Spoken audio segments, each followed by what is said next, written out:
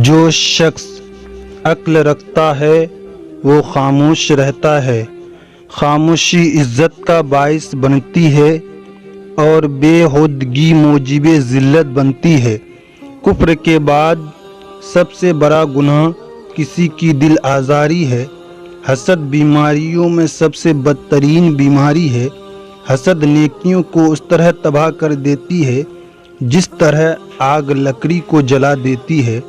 تمہارا ایک رب ہے، پھر بھی تم اسے یاد نہیں کرتے، لیکن اس کے کتنے بندے ہیں، پھر بھی تم کو نہیں بھولتا۔ دوست کو دولت کی نگاہوں سے مت دیکھو، وفا کرنے والے دوست اکثر غریب ہوتے ہیں۔